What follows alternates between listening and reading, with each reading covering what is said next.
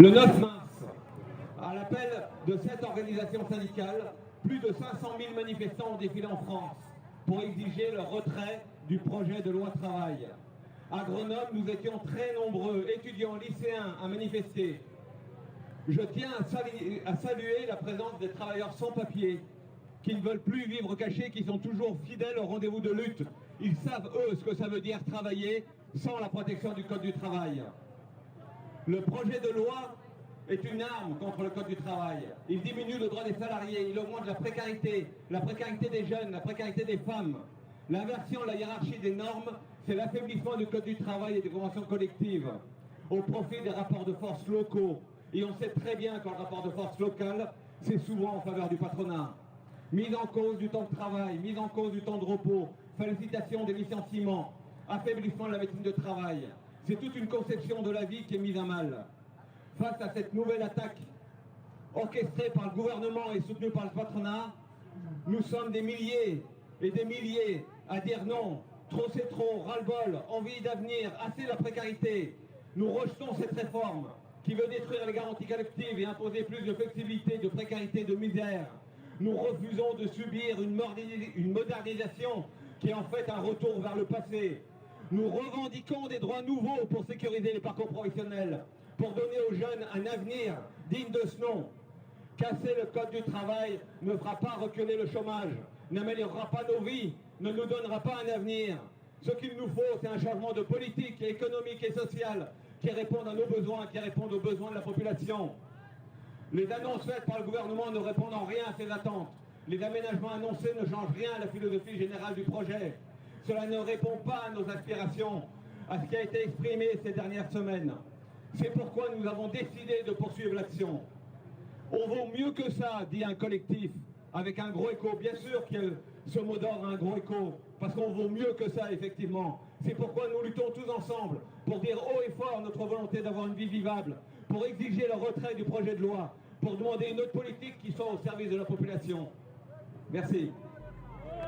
Alors je remercie tout d'abord le mouvement étudiant de m'autoriser à parler en son nom.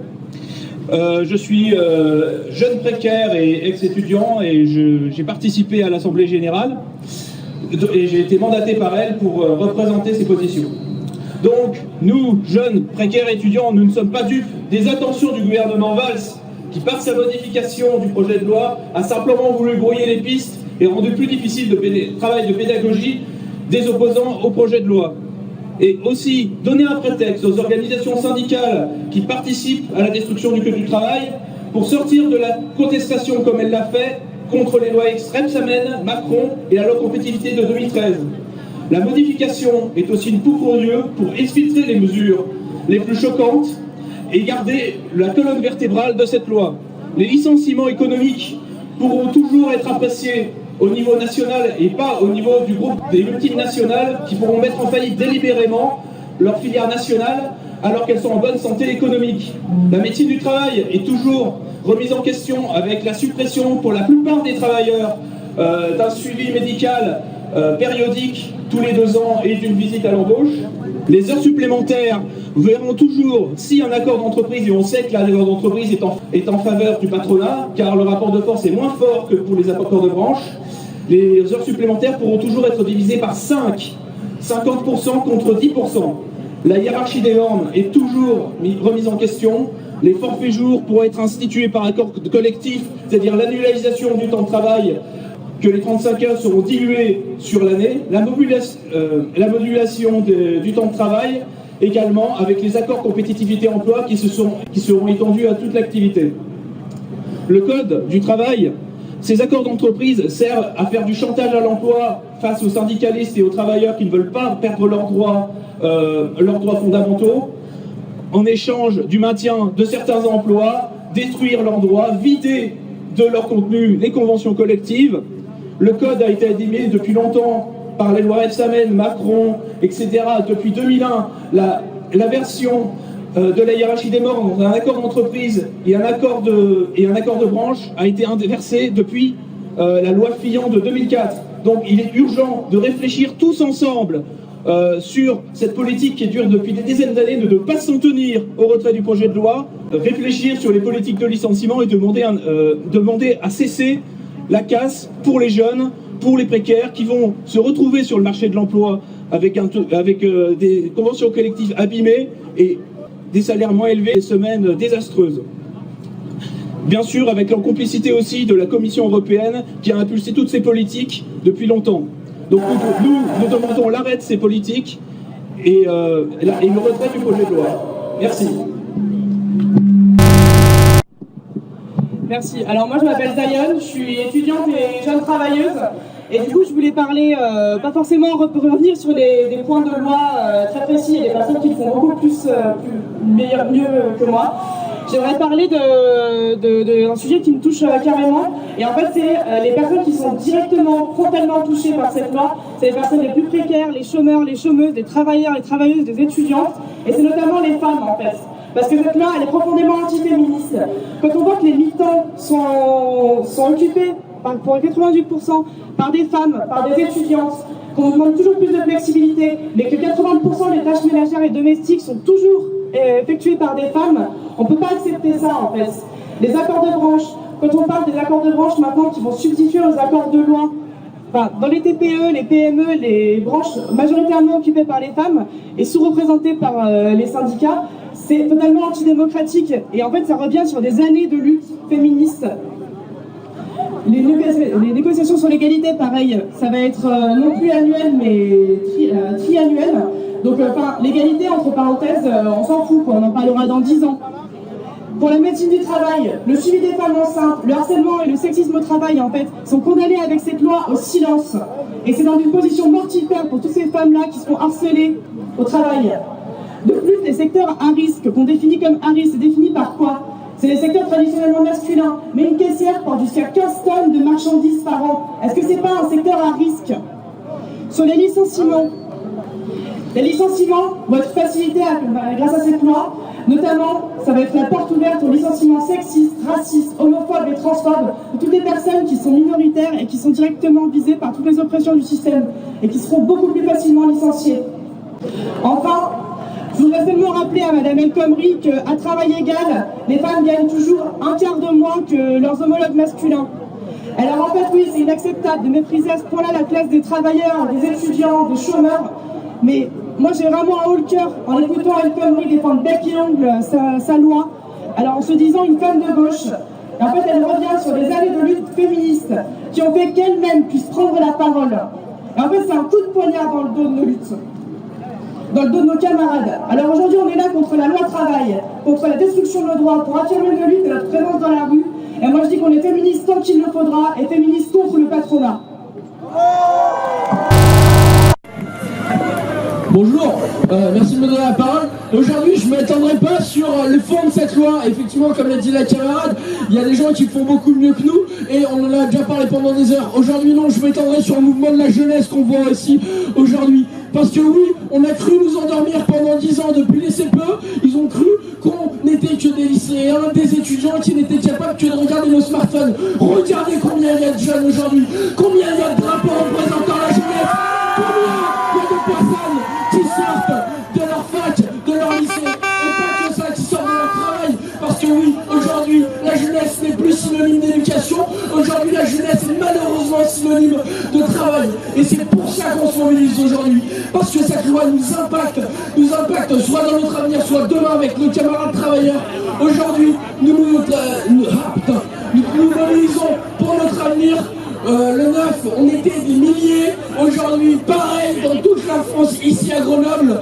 Le 31, nous serons encore plus. Et je ne doute pas que ce mouvement continuera. Et enfin, regardons, on a fait plier le travail des 40 heures, le 9, il a été enlevé. Alors qu'est-ce qu'on peut imaginer pour la suite du mouvement? Et bien je pense solennellement qu'on peut penser au retrait de cette loi et qu'on y arrivera. Et qu'il n'y a pas Merci. Bonjour, c'est pas sympa de me faire passer cette lunelle. Alors moi je prends contre-pied tout ce qui a été dit parce que j'ai la chance d'avoir un boulot dans une grosse boîte qui est soi-disant bien payée, etc. Et je vais vous expliquer ce que c'est de connerie pour une boîte comme ST. ST, on est sous le coup d'un PDV de 400 emplois. Donc la loi connerie, ça permettra à l'entreprise de le transformer en PSE quand ils veulent, sans aucune justification. Donc c'est pas très cool. Ensuite, sur la partie, on a une grande partie des cadres qui sont déjà au forfait jour. Ça permettra à l'entreprise de passer encore plus de monde. Et les forfaits jours, eh ben, c'est la fin des heures supplémentaires parce que personne ne les déclare. Et c'est surtout une explosion du travail caché avec les collègues qui allument leur PC le soir parce qu'ils ont la pression pour terminer leur projet et que jamais on calcule leur temps de travail. Et puis aussi, c'est les indemnités, les prud'hommes qui s'arrêtent. On a des collègues qui se font virer pour insuffisance professionnelle. Ça vous tombe dessus, vous ne savez même pas pourquoi. Et quand on regarde les dossiers, ils sont vides. Et tous ceux qui ont été déjà traités par les prud'hommes, ils sont recalés et redéfinis. Et si on coupe en plus les indemnités, mais ces gens, ils sont perdus et c'est la double peine. Et le pire, c'est l'inversion des rôles entre les accords de branche, la loi et les accords d'entreprise. Chez nous, on a des syndicats qui signent tout et n'importe quoi. Je ne les citerai pas parce que sinon vous allez les huer. Et que quand on n'est pas majoritaire, eh ben, ils peuvent faire passer n'importe quoi. Et nos accords chez nous, ils font pas mieux que les branches de la métallurgie parce que la direction, elle veut rien nous donner de plus. Alors si maintenant ils ont le droit de nous donner moins, ils vont pas se gêner et il y aura toujours des syndicats pour venir signer. Voilà, je vous donne comment ça se passe dans les grosses boîtes. Merci. Merci Dominique. Oui, bonjour. En 2014, malgré un conflit majeur à la SNCF, le gouvernement et la direction SNCF ont fait voter une loi qui devait donner un avenir au système ferroviaire, aux cheminots et donc aux jeunes, stabiliser en même temps la dette du système ferroviaire. 19 mois plus tard, le constat est sans appel. Déshumanisation des gares, des trains, fermeture de lignes, une dette qui a progressé de 10 milliards en 2 ans. Le service n'a jamais été aussi dégradé pour les usagers et la SNCF a été confrontée au 3e accident majeur en 3 ans, dont 2 mortels. Les suppressions d'emplois se multiplient.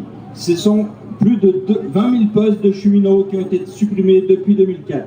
20 000 jeunes qui devraient être cheminots aujourd'hui. Près de 30% des embauches se font en contrat précaire. 58% des CDD sont des femmes. C'est inacceptable et la CGT continuera de combattre cette politique sans relâche car ce n'est ni aux usagers ni aux cheminots de payer la facture. La réforme du système ferroviaire remet à plat la totalité des conditions sociales des cheminots et les premières mesures annoncées sur l'aménagement du temps de travail nous renvoient, comme le projet El Khomri, au 19e siècle. À la SNCF, le président appelle ça le cadre social harmonisé, c'est-à-dire harmonisé par le bas. Le 9 mars, un cheminot sur 2 était en grève pour obliger le gouvernement, le patronat des transports et la direction de la SNCF à engager de véritables négociations pour construire le service public ferroviaire du XXIe siècle. Il n'y a pas de fatalité à subir sans cesse les reculs sociaux, à ce que les jeunes, les salariés, les privés d'emploi soient les variables d'ajustement pour préserver les intérêts financiers de quelques actionnaires qui n'ont que faire de donner un avenir stable aux jeunes.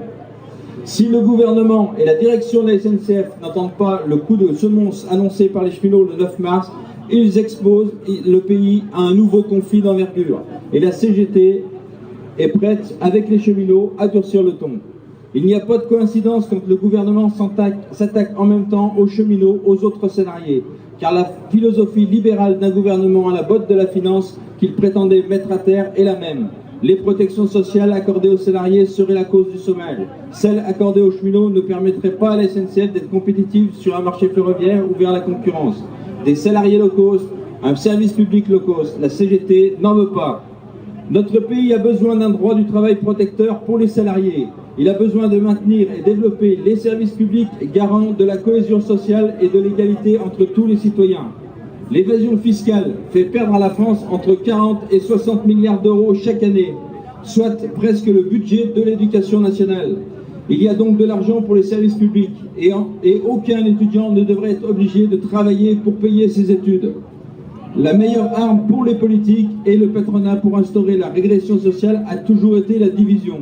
Nous avons l'occasion, avec le mouvement qui est engagé, de nous rapprocher, jeunes, retraités, salariés du privé, du public, privés d'emploi, pour construire les convergences nécessaires et gagner le progrès social pour tous. Ensemble, nous combattons le même ennemi qui a un visage. Les cheminots comptent bien gagner des conditions sociales de haut niveau pour un service public ferroviaire de haut niveau. Ils comptent aussi contribuer à mettre à sa juste place la loi El Khomri, c'est-à-dire à la poubelle. Ensemble et plus fort, poursuivons la lutte jusqu'à la victoire. Bonjour à tous.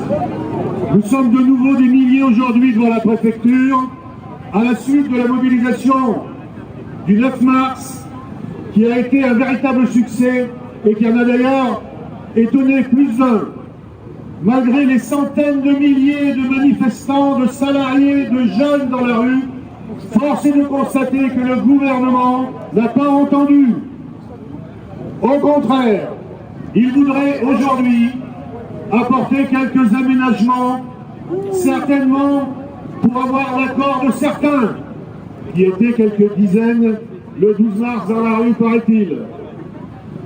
Alors, pour Force ouvrière, la logique de cette loi est une logique libérale, une logique rétrograde, qui met en danger le Code du travail, en particulier en donnant la priorité à l'entreprise comme niveau de négociation. Et on sait que ce sera le cortège de misère, de danger et de reculs sociaux prévisibles. Heures supplémentaires, médecine du travail, prud'homme, licenciement. Les remises en cause, la liste des remises en cause serait longue. Le refus du gouvernement aujourd'hui signifie que nous devons obtenir le retrait de cette loi. C'est l'objectif du 31 mars, auquel les salariés du public et du privé, la jeunesse, sont appelés à répondre massivement. Bien sûr, dans l'immédiat, le privé est directement impacté, mais il faudrait être naïf pour croire que si ce projet passait, le public ne serait pas touché. Alors, tous ensemble, le 31 mars, salariés et jeunesse unis pour le retrait du projet de loi travail.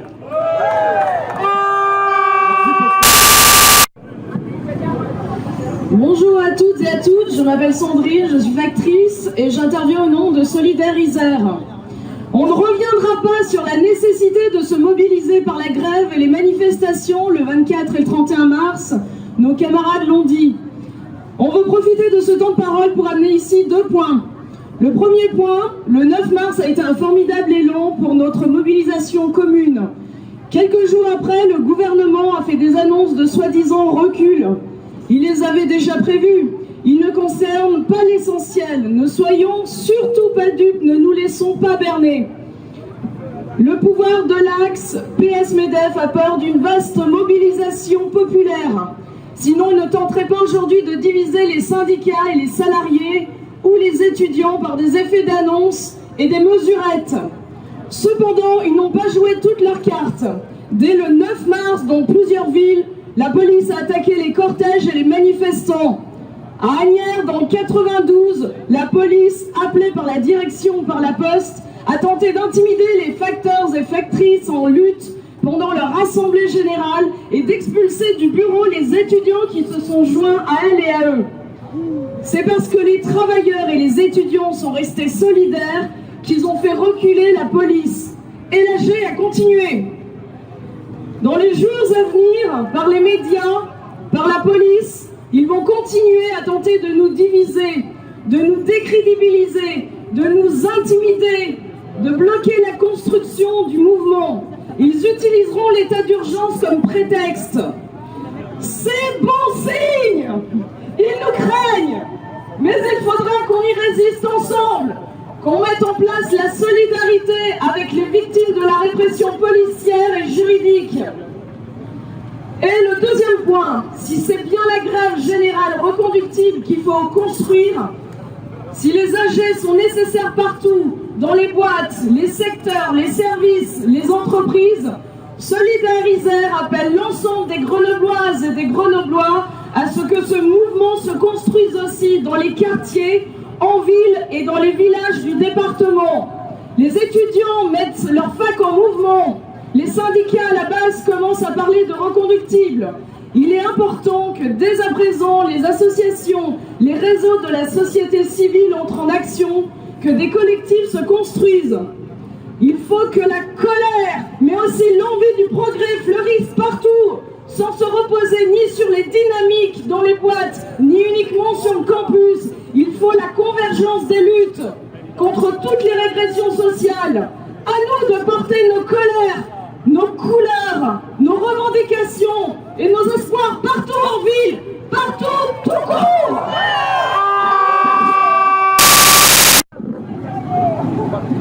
Le 23 janvier 2013, le président François Hollande présentait ses vœux à la jeunesse à Grenoble.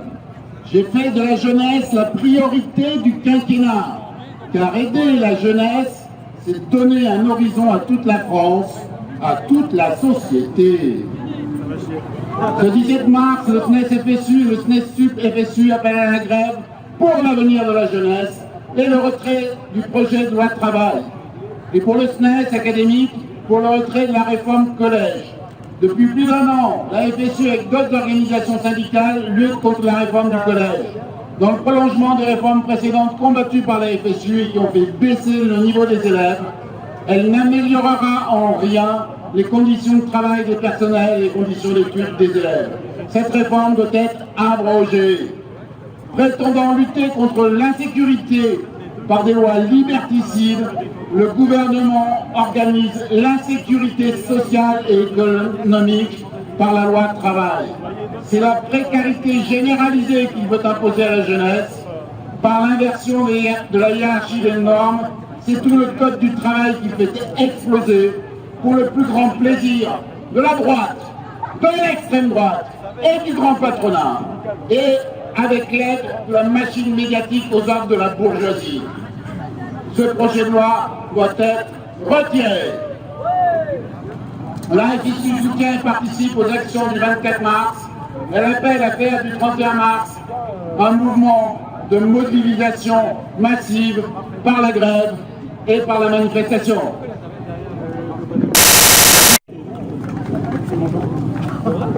Cette réforme du travail s'attaque à notre modèle social, notre droit, notre identité française. Dans ce projet de loi, la santé du salarié n'est plus une préoccupation. Le contrat de travail n'est plus une garantie. La justice n'est plus une dissuasion. En 2006, le CPE qu'a voulu nous imposer le gouvernement, c'était 2 ans de précarité pour les jeunes. Aujourd'hui, cette réforme du travail, c'est la précarité à vie et pour tous. Cette réforme du travail nous fait régresser à avant 1936 et la journée de 8 heures. Cette réforme du travail est moins disante que le droit européen en permettant d'interrompre le temps de repos. C'est permettre le licenciement sans motif. C'est légaliser les délocalisations. C'est casser notre modèle de société pour du dumping social. Cette réforme du travail, modifiée, amendée, remaniée, est à rejeter en bloc. Soyons mobilisés le 31 mars pour dire tous ensemble non.